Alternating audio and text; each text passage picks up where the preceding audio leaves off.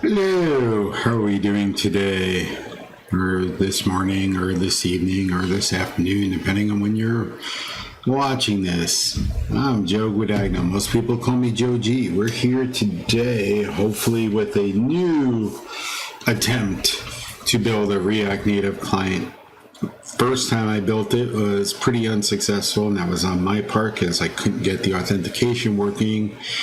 Played around with it some more, finally got it working, and then yesterday my ISP decided to go down midway through the stream and caused an outage. So I don't know how far I got yesterday before I realized it wasn't working, so I'm gonna just kind of redo it over again. Oh, excuse me, I gotta edit that out. Sneeze. Sorry about that. So here we're talking about this React Native client. Now, when I did the stream a couple weeks ago, which I haven't posted yet because I wanted to get to some editing of it, but we see our React app, and right now it's just a simple hello world. So I'm going to just show it by Yarn Web. Open up a browser with it. Should wash my hands a little better. I feel like I got some pepper from dinner on it. So this is running. Let me go localhost, and now that localhost is above all the other localhosts. Played around with this enough that I caused IE or Edge to prefer it now. It's compiling and running, and now it should be showing. There we go. Should have our hello followers, and if I open up the developer tools and hit hello in the console, you should see a hello. So app's working.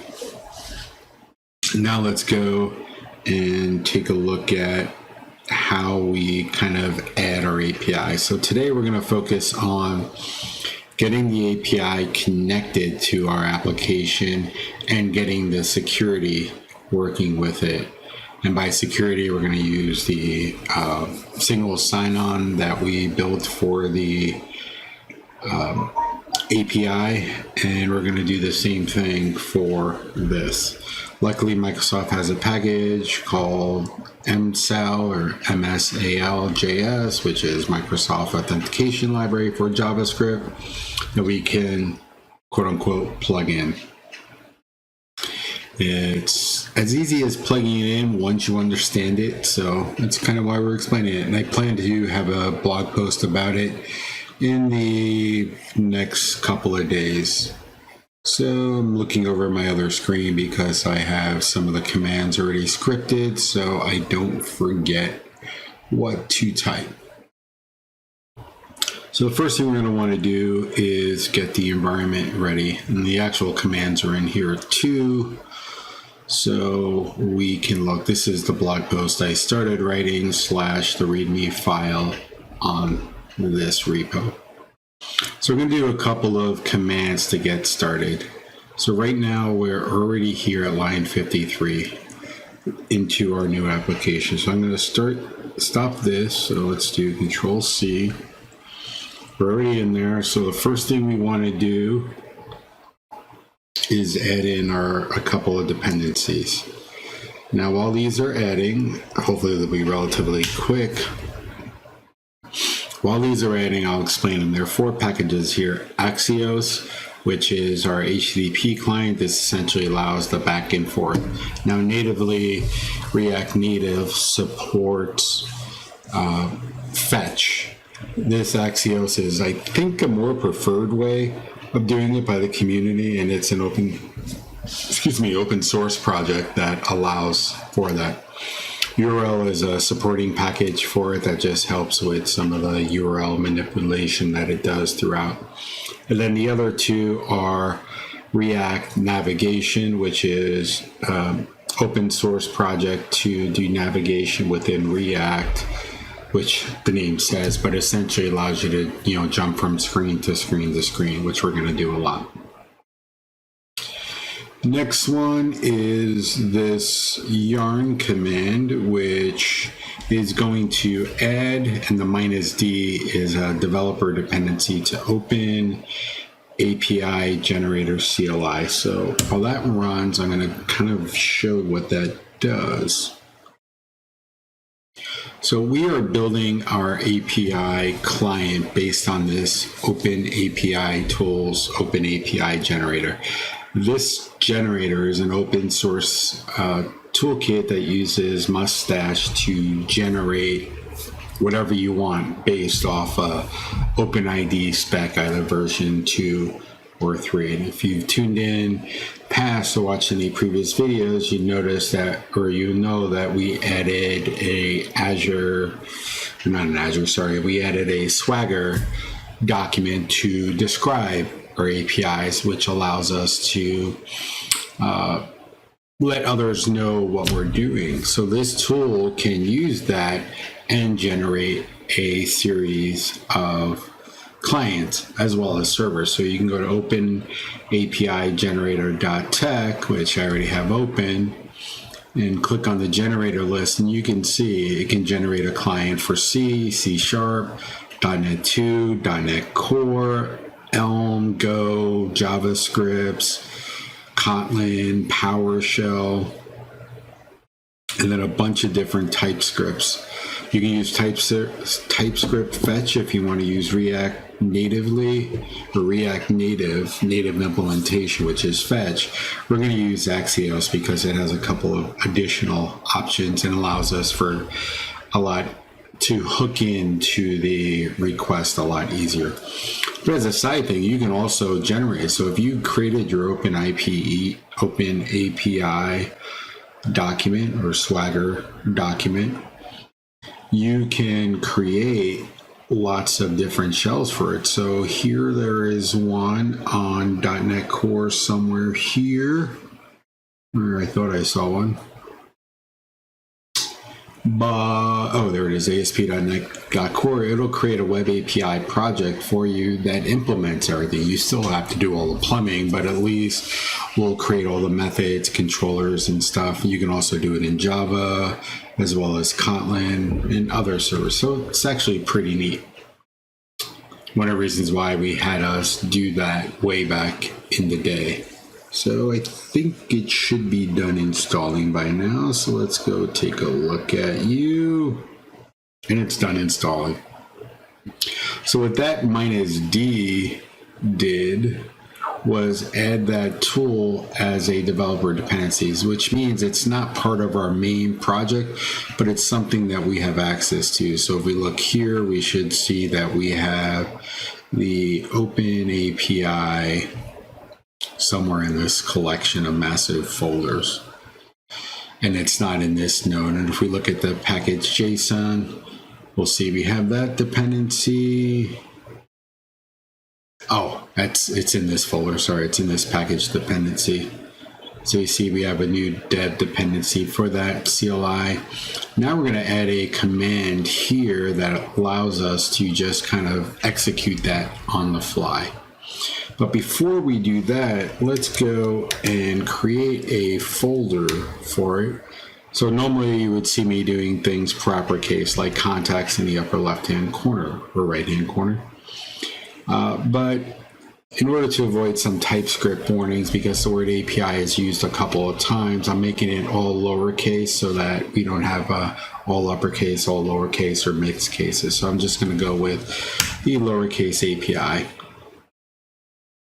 Next thing we're going to do is connect to our server, which is cwjg-contacts, and download that Swagger document and just store it in the API folder, OpenAPI.json. We can call it anything you want. I just copied this sample here. Whatever you change the name to over here, which you probably can't see on my screen because my face is in the way.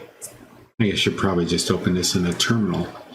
But it just downloaded. Let me see what my face is blocking. Yeah, it's blocking part of it. It just downloaded that into a file, and we look here at API, we should see OpenAPIJSON, which has essentially that Swagger document for us. So the next thing we're going to do is we're going to tell it to, and by tell it, I mean we're going to tell npm or yarn to add a script file called, or add a project script called OpenAPI. So let's just have that run. It takes a couple of seconds to do. And what that does is whenever we type in yarn OpenAPI, it's going to execute this command here, which is OpenAPI-generator-CLI, which is a tool that generates our TypeScript client in our particular case. And that's what the generate command is, -i.api open. So take this input. We want you to generate using the TypeScript, there's Axios template, and then you're going to output it to the folder API generated. Now you notice that folder doesn't exist yet because we didn't run it. So now if I type yarn API, and you can see if that yarn OpenAPI is created by clicking on the packages JSON, you'll see now we have this command. So essentially you can do it two ways. You can copy and paste this into your terminal of choice, or because it's a yarn command now, I can just do yarn OpenAPI and it will generate. It's going to throw a couple of warnings. That's because there are some parts of the spec that I don't have fully implemented in our JSON, but that's not going to really affect us. So it generated now a whole folder full of stuff. We're going to get rid of this git push because we don't need it. I don't know why it actually generates it. But there's essentially 3 or 4 files in here: API, base, configuration, and index. The API mirrors what our API looks like.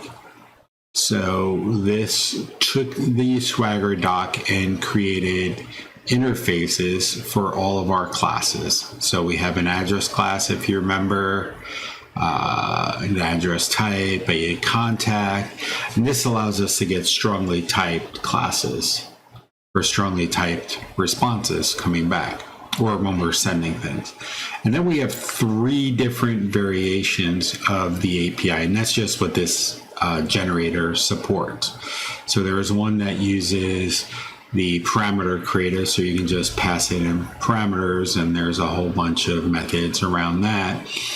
And then there's the functional programming approach, which should be coming up, that if you're into like F# and those things, or more of the functional approach, you can do that. And that's the contacts API FP. Or if you like the more object-oriented approach like I do, you can use the API factory for that. So you notice by convention it creates a ID field, or it creates, let's rephrase that.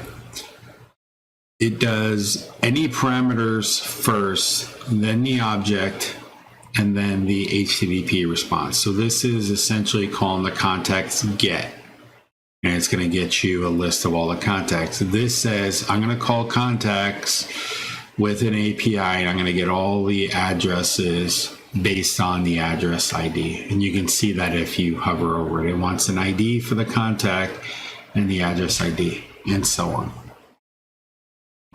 Base, you don't touch. Pretty much this is the arguments for how this is constructed. You can overwrite some of the configuration by changing it here, but it pretty much exposes configuration things like access tokens, base paths, and stuff. We're gonna customize the base path, as we'll see in a minute. Then the index, which pretty much just says you have an API now. That was a lot to explain. Let's go take a look at the next piece. So, by the way, if your API changes, you just rerun yarn OpenAPI, and it will generate a new client for you. So the first thing we're going to want to do is expose our API in a quote-unquote cleaner way. So let's go and just copy out this text. And in the root of our API, right now everything's in the generated, we are going to expose what we want to see. So I am going to create an index. Index is the default name. So if you do API, it'll automatically look for index. So I'm going to do that. And then I am going to import the contacts API from the generated. So it's pretty much going to go to this folder and import this file here. And then we want to expose contacts using the new contacts API. Pretty simple. So let's see how we go and do that. Now we have inside of our app CS, let's go and access that API. So luckily Visual Studio Code is smart enough, since we're using TypeScript, and it's smart in general, it'll be able to infer a lot of what we're doing. So we're going to create a button here and then call it title. And then what title should we call it? Actually, let's not even create a new button. Let's just, we'll create a new button. What the hell? Create a new button and title, get contact. And then say on press, I want you to on press equals, and then I am going to want you, we're not going to pass in any parameters since I don't care about any. And then here we are going to do just a var contact list. This doesn't really matter, equals API. Now it's already saying, hey, do you want to automatically import that? Sure, let's do that. API.contacts, and then get contacts. So now we're good to go. Now we have access to our contacts. And I missed a semicolon somewhere, and I didn't call this by the right name.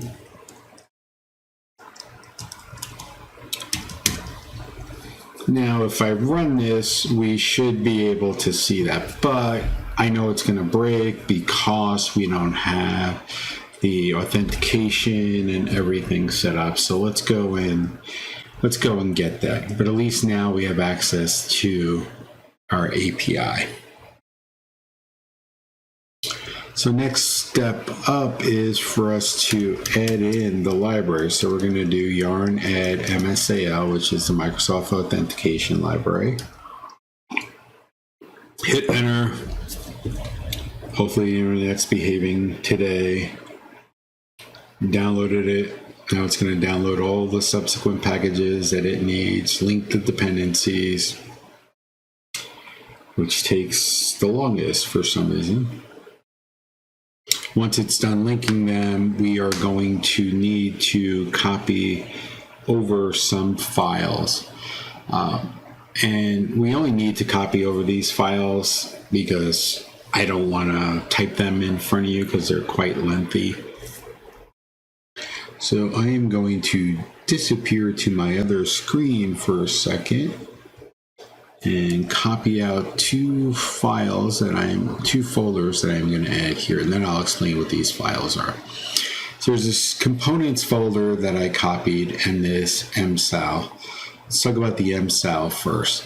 These are 3 files that help with the implementation of our authentication. So in this particular case, we're not going to use this. This is used internally with it, but essentially we'll show all the scopes and state. The MSAL handler for the most part, you can pretty much copy and paste this. And the reason why I say for the most part is because in a real world, quote unquote, application, you're going to want to get rid of this track. This is a way, this was copied off of one of the developer evangelists for the MSAL, off of one of his GitHub repos, essentially a way to track it to make sure that it was working and sees everything. It's a way of just doing essentially console.write, but he wanted to add more to it. So you'll probably want to get rid of a lot of that if you're actually implementing it. But for the most part, you would want to keep the process login, get user data, and acquire access token and everything else in there. But for me, they're not going to be touched. I'll probably get rid of the this.track when we publish it or when we're ready for publish. But for now, we pretty much don't change this. The only thing you'll want to change is this MSAL config. So there's two parts to this configuration. The auth section, this is passed in. If you're watched any of the videos prior to, you've seen us do the AD config, which has client ID, authentication, domain, etc. Excuse me. This is very similar. Need a client ID.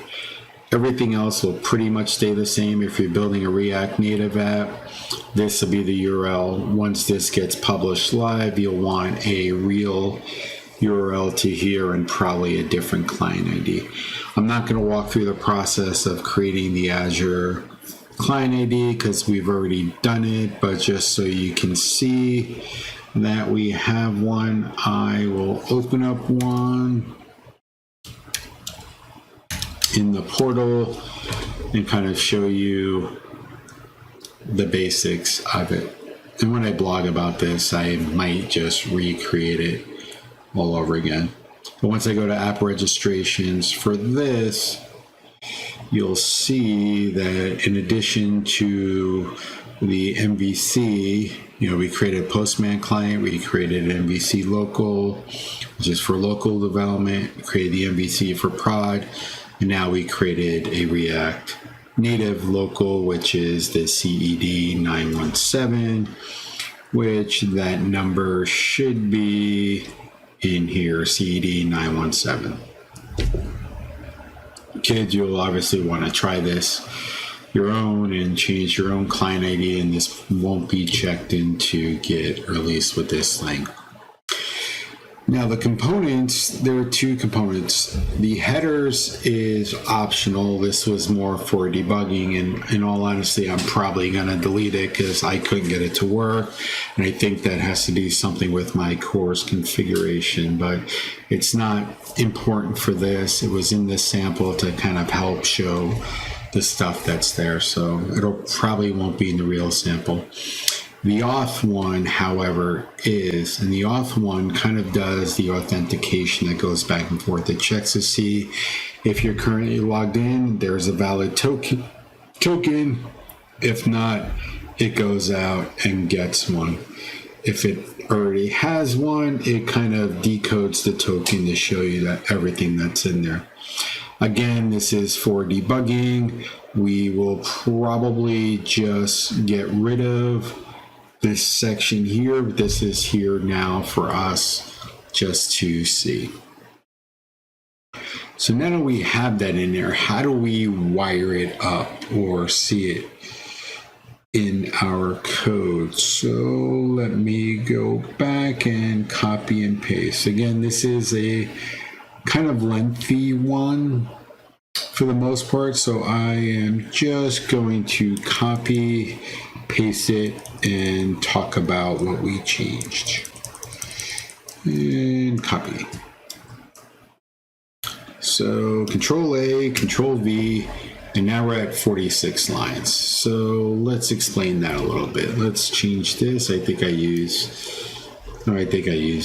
uppercase API in this. So here we're importing two new classes. These are to help with the navigation. So it's going from window to window. That's more for React Native, not so much for us, but it's important that you understand it a little bit so we see it. And then we have these two new screens or components, I'll probably rename them to screens because that's what they really are. This was based off of a React sample and not a React Native sample. In the React sample, they're all components. In the React Native, they're all screens. So I'll probably just change that in the sample. And then this is the MS Handler library, which is this one here that does the authentication.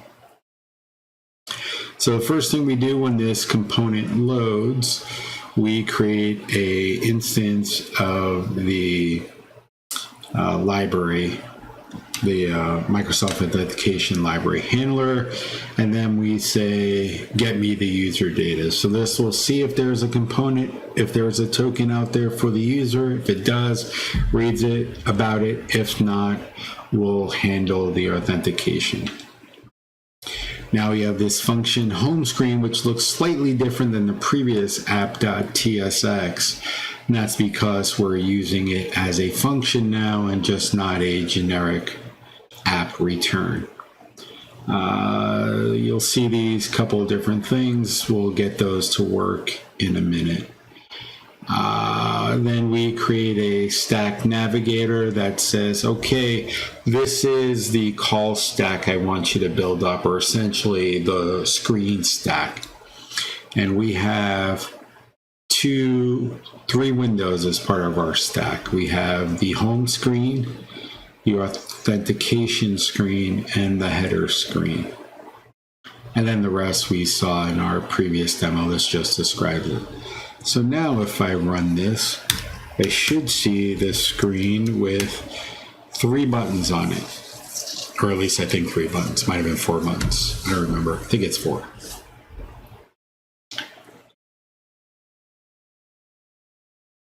And this will at least authenticate our application. So right now we have the 1. I have to refresh. We're going to get prompted now for the Azure single sign-on, or Microsoft Identity single sign-on. Let's make sure the server started before I hit refresh.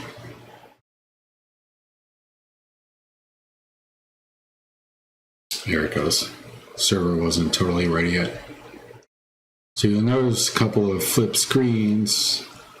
Right now there are no cookies since this is the first time I'm running the app. So it's good. So I have the hello, which if I click, we still see says hello right here. If I click headers, this is going to show blank because, like I said, that's not working. Next thing, I'm going to click login. And I get this secondary button. I'll eventually get rid of this. The idea for this was to separate the actual call so you can see the actual login stuff versus all the authentication token stuff. So if I click login now, you notice my URL is now login.microsoft online. It's going to attempt to sign me in because I've already signed into this app and authenticated with it and agreed to allowing it to access all the APIs. It's good to go. And ignore those breakpoints. That's for the next one. Now I'm done. Now this URL says claims for Joseph Guadagno.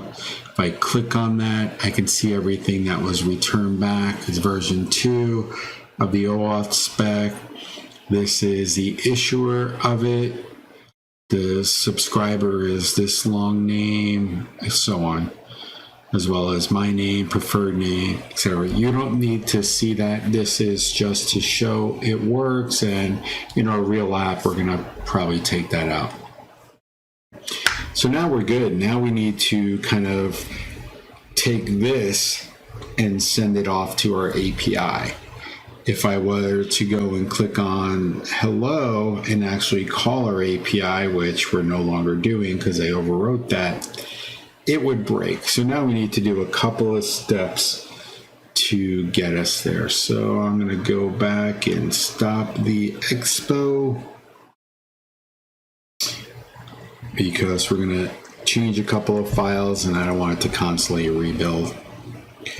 So the first thing we're going to do is to update our API file. So you see here in this API, we just said expose it. We didn't tell it an API or anything. And by default, if you were watching, the API base uses localhost, and we don't want that. We have our own copy localhost running. I have writer running, which is having our core ASP core web API running. So we want to point it at that. So let's go and do that. So I'm going to update our index, and again, I copied out everything so you don't have to painstakingly watch me type. So let's Control C, Control A, Control V. And because I don't want this to go across to the main site now, I am going to change this to be localhost. And it's port 5001. And then change the other occurrence. Now, I don't honestly know if I need to change them both. That was the way I got it working, playing around, and I haven't really experimented with to see if I really need to set it for both, but I think I do, and I'll explain why. So here you notice this was the import we had before, but we also imported Axios now. So that's our third-party HTTP client library that we're using. We're then adding the Microsoft Authentication library handler. We're creating an instance of it. And now here comes one of the reasons why we're using Axios. Lines 7 through 14 that I have highlighted here are telling us to create an instance of the Axios for this given URL, localhost 5001. And then we are creating what's called an interceptor for any request. So I'm saying for this instance, I want you, when there is a request being made, this is a get, a post, put, any of them, I want you to call out to this MSAL handler, which is our security library, and get a token for the requested URL. So this is going to go out to the library and say, this particular user is accessing this URL, get me the token for it so that I can pass that token along to the API. So that's what we do on 11. We create an authorization, similar to what we did with Postman back in the day, and we're creating a bearer token with it and then just returning the request. Now our API implementation looks slightly different. Because we're saying create a new API and we're passing in the URL to use, now we're saying use localhost 5001 and then use this particular instance. And we want to use this particular instance because it has the security overriding in it. So we're almost there. Next part is to update our application to actually call that. So let's go here and create two new methods or two new buttons. And for sake of brevity, I don't feel like typing everything, so I am just going to copy and paste it and explain. Hopefully there's really nothing to explain here. We have a button that's titled number of contacts. And actually, let's end this one.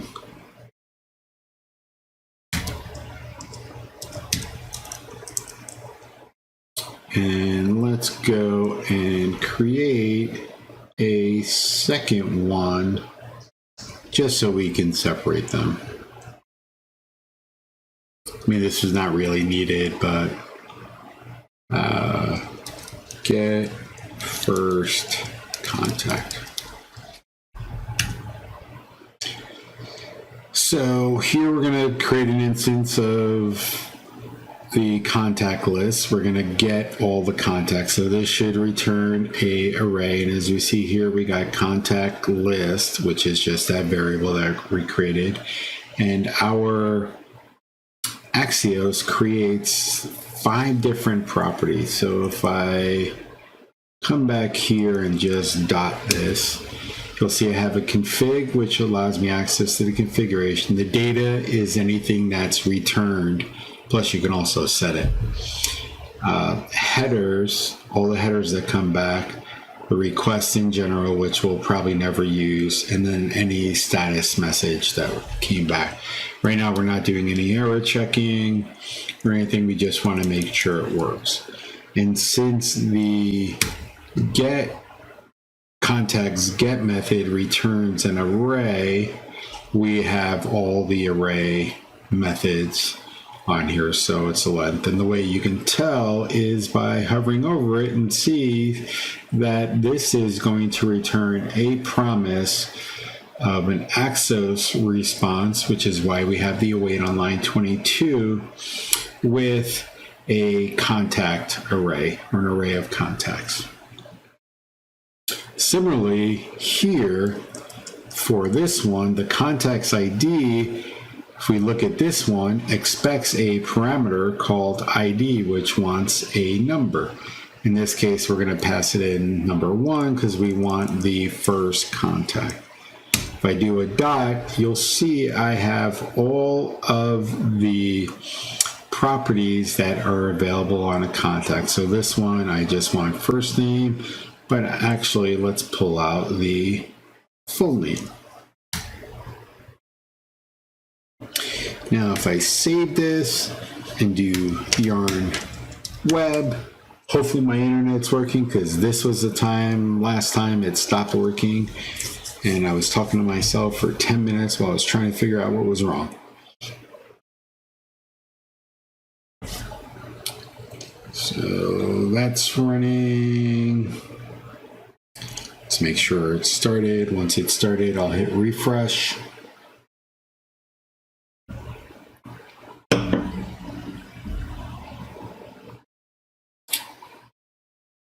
And I think it started.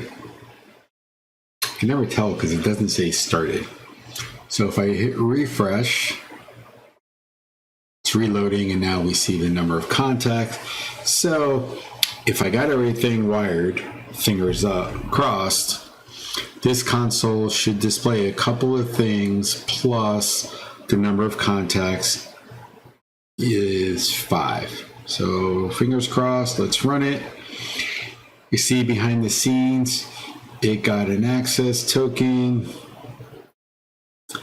and it was looking at the scopes, so it wants the scope for delete, contact list, etc. And then it failed with a 500. What failed? Uncaught error in promise. What is the error? Well, that's not really helpful. Create the error, but don't tell me what the error is. Request failed. Oh, I wonder if I have the service started. This happened yesterday. It went into sleep mode and the API wasn't actually working. Let's restart it and try again.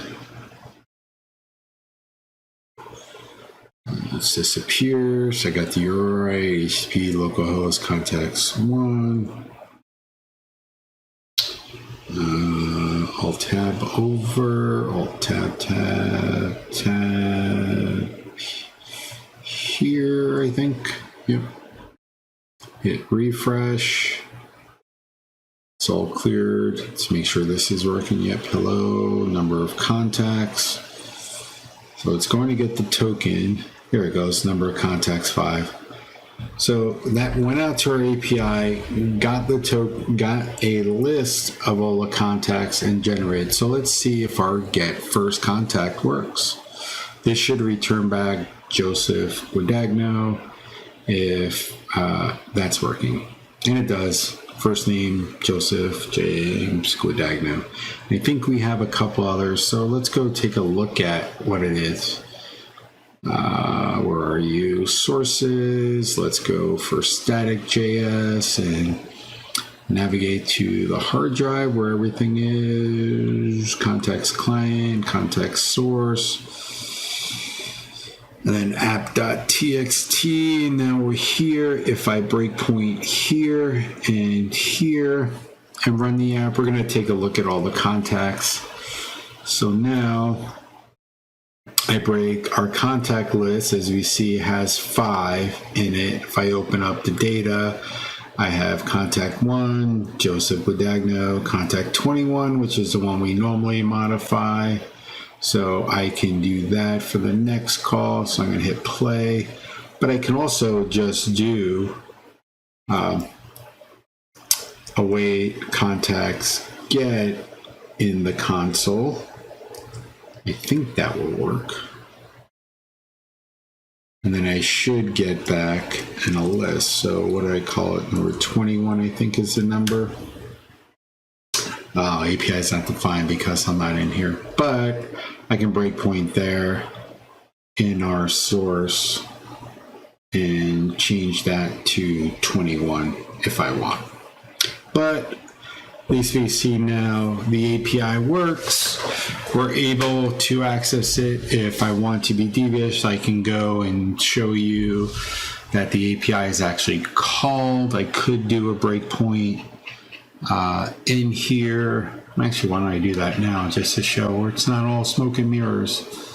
So I'm going to stop this and let's go to our controller and contact controller. We return everything right away. So I can at least breakpoint in here and show that it's working. So let's do our get contacts. Breakpoint here and hit debug. Give that a minute to start, and then we're going to call the get contacts, and then writer should blink because we're verifying that the permissions is there, and then we're going to call that. So it's processing. It's not, I think it's ready now. No, it's still processing assemblies. There it goes. Now it's ready. So let's go back to our API, hit refresh. I don't know why I hit refresh, just habit, but didn't really need to. So now if we do number of contacts, we should hit a breakpoint in writer.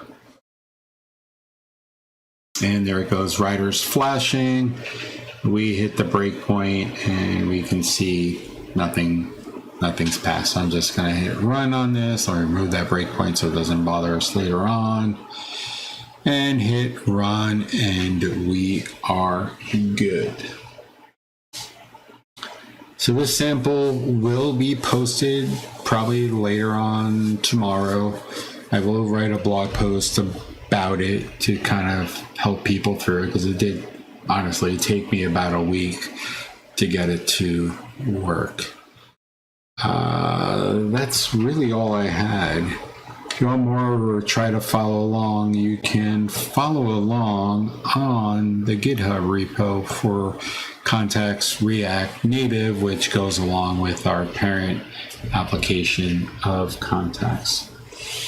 That's it. Have a great day. Any questions, feel free to reach out to me on any social media that you see on your screen.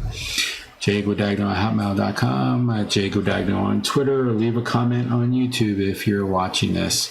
Hit the subscribe button. Thanks. Have a great day.